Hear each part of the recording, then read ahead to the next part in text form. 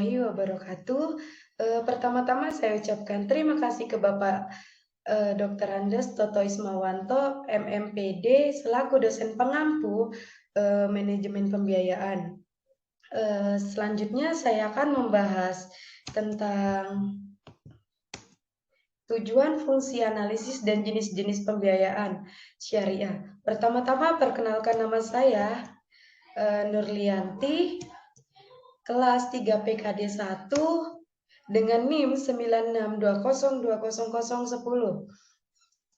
Langsung saja kita masuk ke dalam topik pembahasan, yaitu yang pertama adalah fungsi pembiayaan syariah. Sebelum kita membahas tentang fungsi pembiayaan syariah, ada baiknya kita bahas tentang fungsi dari bank syariah. Jika fungsi bank konvensional adalah sebagai intermediary atau penghubung antara pihak yang kelebihan dana dan membutuhkan dana selain menjalankan fungsi jasa keuangan, akan tetapi bank syariah mempunyai fungsi yang berbeda dengan bank konvensional. Adapun perbedaannya antara lain, satu, manajemen inventasi. Salah satu fungsi bank syariah yang sangat penting adalah sebagai manajemen investasi.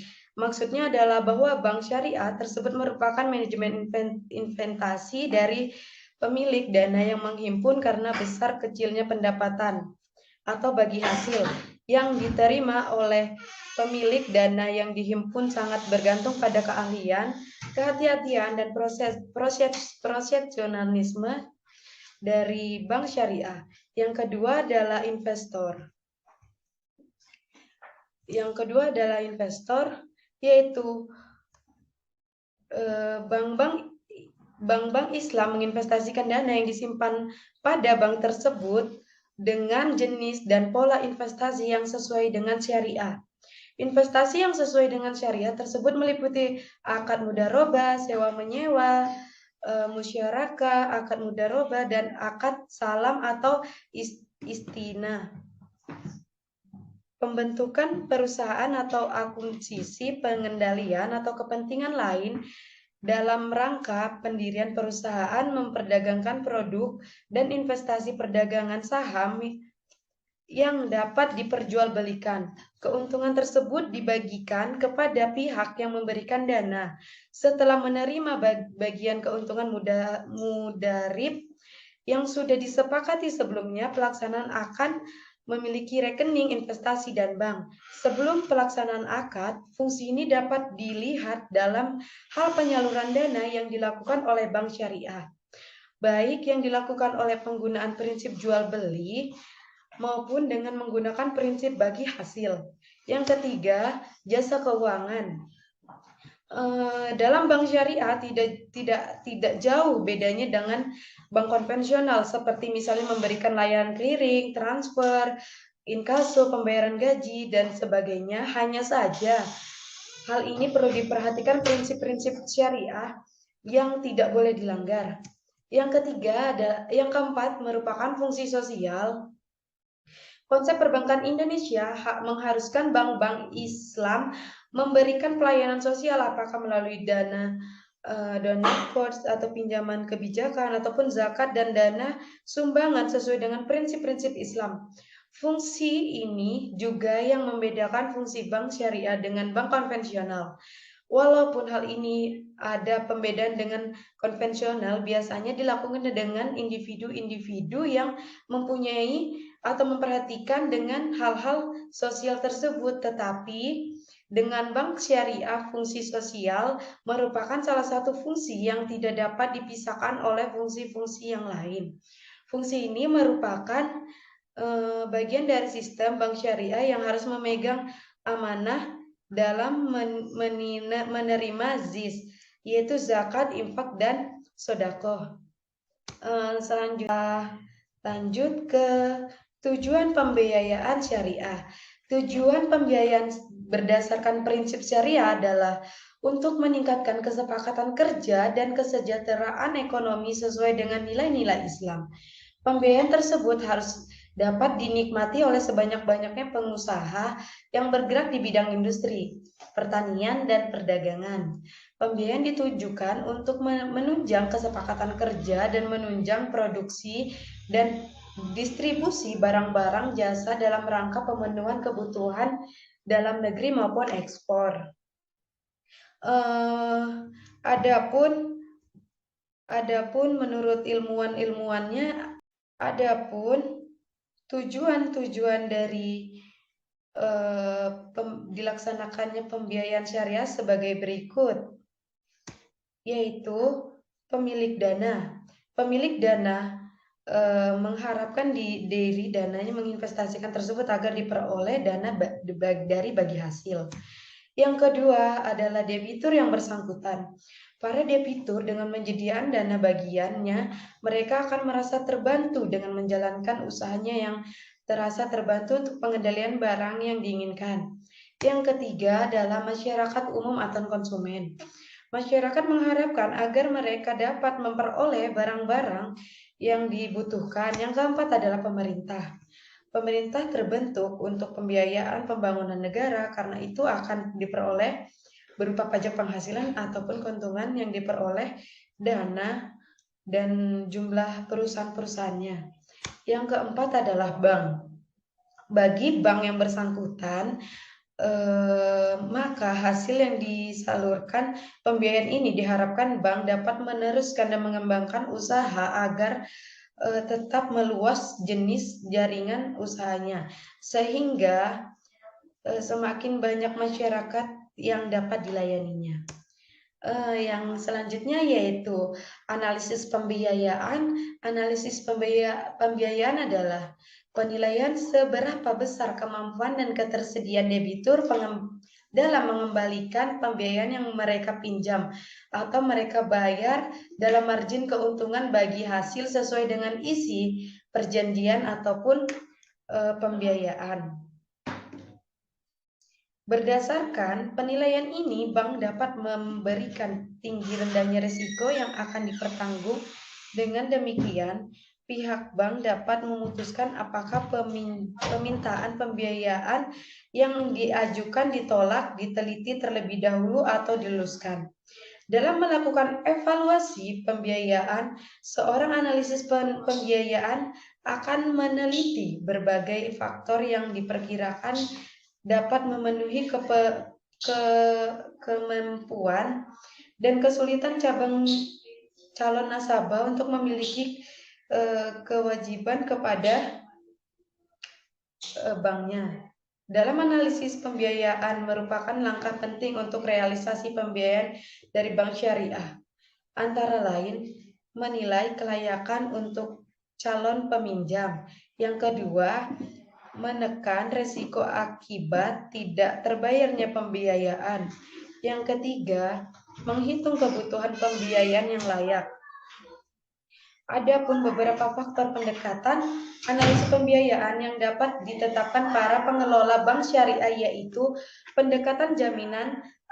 Artinya, bank memberikan pembiayaan selalu memperhatikan kualitas dan kuantitas jaminan yang dimiliki oleh peminjam. Yang kedua adalah pendekatan karakter, yang artinya mencerminkan sungguh-sungguh terkaitannya dengan karakter nasabah. Yang ketiga, pendekatan kemampuan pelunasan. Artinya, bank menganalisis kemampuan nasabah untuk melunasi jumlah pembiayaan yang telah diambil. Yang keempat, dengan studi kelayakan. Dalam memperhatikan kelayakan usaha yang dijalankan oleh nasabah peminjam. Selanjutnya, pendekatan fungsi-fungsi bank. Artinya, bank memperoleh fungsi sebagai inventory keuangan untuk pengaturan mekanisme dana yang dikumpulkan dengan beberapa yang disalurkan. Oke, dalam penyalurannya, bank juga dapat menganalisis 5C, yaitu karakter, artinya sifat atau karakter nasabah pengambilan peminjaman. Yang kedua adalah capacity, yaitu kemampuan nasabah untuk menjalankan usaha untuk mengembalikan pinjaman yang diambil. Yang ketiga, kapital, yaitu besaran modal yang dipinjam. Yang keempat adalah kolateral, yaitu jaminan yang telah disepakati atau diberikan peminjam kepada bank. Yang kelima adalah condition, keadaan usaha untuk nasabah memproyek ataupun tidak. Adapun sebelumnya adalah ada pembiayaan konsumtif.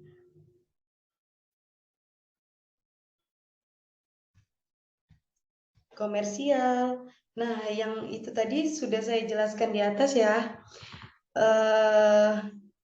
Berikut ini instrumen analisis dalam pembiayaan umum yang dilakukan oleh pembiayaan bank syariah. Yaitu ada data kualitatif adalah analisis data kualitatif menyangkut kemampuan calon nasabah dalam biaya usahanya dalam kemampuan manajemen untuk memastikan usaha yang akan dibiayai dan dikelola oleh orang-orang yang tepat. Nah, jadi tuh di sini ada beberapa aspek nih, yaitu aspek manajemen, aspek teknik produksi, aspek pemasaran, aspek legal, dan aspek makroekonomi. Nah, jadi tuh di sini dalam penilaiannya aspek manajemen ditekankan pada penelaahan karakter dan reputasi dari manajemen permohonan pembiayaan. Selanjutnya, aspek pemasaran lebih didasarkan pada kemampuan individu ataupun perusahaan dalam memasarkan barang produksi ataupun jasa dan hasil usahanya baik yang sekarang maupun yang akan direncanakan. Yang keempat tadi ada aspek legal. Nah, jadi aspek legal ini meliputi regulatif pendirian perusahaan, regulatif usaha, dan perizinan. Yang kelima adalah makroekonomi, yaitu untuk memotret gambaran bahwa aspek eksternal baik dalam negeri ataupun global memberikan dampak terhadap industri yang menjadi bidang usaha nasabah berkaitan dalam bidang usaha nasabah tersebut. Yang kedua adalah data kuantitatif, yaitu analisis instrumen data kuantitatif adalah penilaian yang berkaitan dengan aspek keuangan dan non-keuangan nasabah dan calon nasabah. Analisis keuangan dan non-keuangan memegang peranan penting dalam menjadi tolak ukur dalam menganalisis. Nah, kenapa sih harus demikian? Nah, karena alat-alat ukur pada instrumen data keuangan untuk perusahaan korporasi atau komersial mencakup 3, yaitu laporan neraca, laporan laba rugi, laporan arus kas, laporan perubahan modal. Minimal untuk 3 periode akuntansi terakhir, aspek keuangan untuk pembiayaan produktif usaha kecil akan tetap dilakukan, namun dengan formal yang lebih sederhana. Selanjutnya adalah jenis-jenis pembiayaan. Nah, jadi dari jenis-jenis pembiayaannya itu ada beberapa nih, antara lain pembiayaan konsumtif. Jadi pembiayaan konsumtif yaitu pembiayaan yang ditunjukkan untuk memperoleh atau konsumsi, baik konsumsi pribadi, perusahaan, umum, ataupun konsumsi pemerintah. Contohnya, pembiayaan konsumtif misalnya pembelian rumah tinggal, pembelian mobil pribadi ataupun dinas, pembelian peralatan rumah tangga, dan lain sebagainya. Dan yang selanjutnya ada pembiayaan komersial. Nah, jadi pembiayaan komersial ini yaitu pembiayaan yang dibedakan dengan tujuan penggunaan untuk mengembangkan usaha tertentu. Jenis pembiayaan komersial ini dapat digolongkan antara lain pembiayaan modal, yaitu pembiayaan yang digunakan sebagai modal kerja usaha tertentu. Contohnya, pembiayaan yang digunakan untuk membeli bahan baku, barang dagangan, dan barang modal ataupun biaya-biaya produksi dan lainnya. Yang kedua adalah pembiayaan investasi, yaitu pembiayaan yang digunakan sebagai bentuk investasi ataupun jangka panjang ataupun menengah. Misalnya merehabilitasi, modernisasi, perluasan usaha, pendirian pabrik baru, dan lain sebagainya. Contohnya, pembelian peralatan produksi dengan modal baru yang lebih canggih atau kapasitas yang lebih besar. Selanjutnya, menurut jangka waktu. Nah, dari menurut jangka waktunya ini ada beberapa nih, terbagi menjadi 3, yaitu 1, pembiayaan jangka pendek. Apa sih pembiayaan jangka pendek itu? Jadi pembiayaan jangka pendek itu yaitu pembiayaan berdurasi waktu tidak lebih dari 1 tahun. Pembiayaan jenis ini misalnya pembiayaan untuk pertanian bersifat musiman, pedagang musiman, industri, pembiayaan proyek, dan lain sebagainya. Lalu yang kedua adalah pembiayaan jangka menengah. Nah, dalam pembiayaan jangka menengah ini, pembiayaannya dilakukan dalam jangka waktu lebih dari 1 tahun ataupun kurang dari 3 tahun. Yang ketiga adalah pembiayaan jangka panjang. Dalam pembiayaan jangka panjang ini, pembiayaan lebih dari 3 tahun, misalnya KPR, ataupun pembangunan ruko, pabrik, dan lain sebagainya. Selanjutnya, menurut cara penarikannya, yaitu ada 3 nih, antara lain penarikan sekaligus. Nah, jadi di penarikan sekaligus ini, penarikannya pembiayaannya dilakukan 1 kali sebesar plafon pembiayaan. Penarikan biasanya dilakukan dengan cara tunai atau memindahkan lawan buku tabungan nasabah yang bersangkutan. Yang kedua adalah penarikan berhadap. Sesuai jadwal yang ditentukan, yaitu penarikan pembiayaan dilakukan secara terhadap sesuai waktu yang disepakati untuk sesuai pada tingkatan penyelesaian proyek. Yang ketiga adalah rekening koran ataupun kita sebut revolving, yaitu penarikan sesuai dengan kebutuhan nasabah, penarikan baik secara tunai ataupun pemindahan bukuan ke rekening nasabah yang bersangkutan. Yang keempat, menurut sifat penarikannya. Nah, menurut sifat penarikannya ini terbagi menjadi 2 nih. Antara lain, 1, biaya langsung. Nah, dalam biaya langsung ini, yaitu pembiayaan yang dilakukan atau disetujui oleh perbankan dapat langsung digunakan oleh nasabah. Yang kedua merupakan biaya tidak langsung.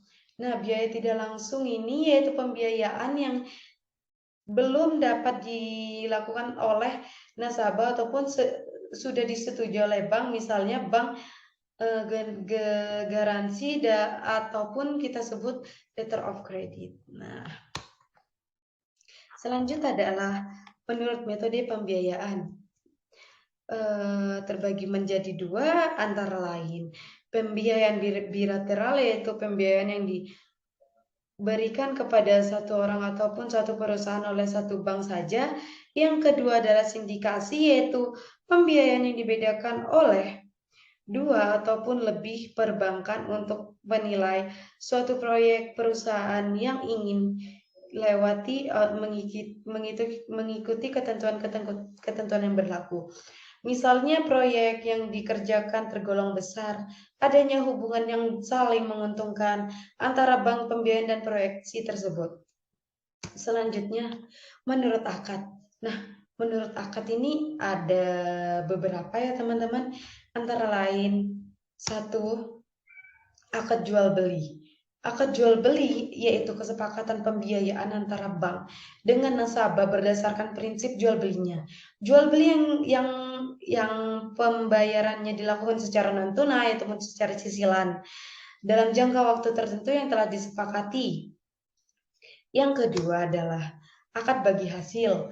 Nah, dalam akad bagi hasil ini pembiayaan bersifatnya penanaman modal berdasarkan kesepakatan bank dan nasabah. Kesepakatan ini misalnya menjadi sohibul mal, yaitu pembiayaan ke seluruh pendanaan dan usaha tertentu dengan akad mudharabah, atau bank ataupun nasabah sama-sama menyertakan modal dengan usaha tersebut akan tetap dengan akad musyarakah. Yang ketiga adalah akad sewa menyewa. Dalam akad sewa menyewa ini sebenarnya sama aja dengan akad sewa beli, akan tetapi pembiayaan yang disalurkan berdasarkan perjanjian sewa menyewa ataupun sewa beli antara bank dengan nasabah.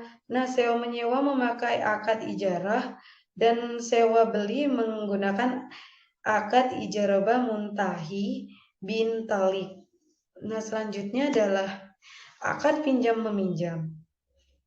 Nah, jadi tuh akad pinjam meminjam merupakan pemberian akad yang dilakukan di mana bank ini tidak mengharapkan keuntungan atau pengembalian lebih dari pembiayaan yang diberikan, namun pembiayaannya ini bisa digunakan untuk menunjang ataupun menghantar akad yang lainnya. Misalnya dalam produk take over nasabah dari bank konvensional ke bank syariah, ataupun bank syariah terlebih dahulu melunasi hutang nasabah ke bank konvensional melalui akad qard. Selebihnya itu kemudian disepakati antara kedua belah pihak, antara nasabah ataupun bank syariah. Ya, adapun yang terakhir yaitu menurut cara pembayarannya, pembayaran secara mengangsur. Nah, mungkin pembayaran secara mengangsur ini kita bisa memberikan DP terlebih dahulu, sama halnya seperti bank konvensional sebelumnya. Selanjutnya adalah pembayaran pada saat jatuh tempo. Nah, biasanya tuh pada saat jatuh tempo tuh bisa jatuh tempo dalam waktu sebulan, 3 bulan, 6 bulan, ataupun 9 bulan tergantung perjanjian yang telah disepakatinya. Nah, mungkin itu saja presentasi yang saya sampaikan. Kurang lebihnya saya minta maaf. Terima kasih. Wassalamualaikum warahmatullahi wabarakatuh.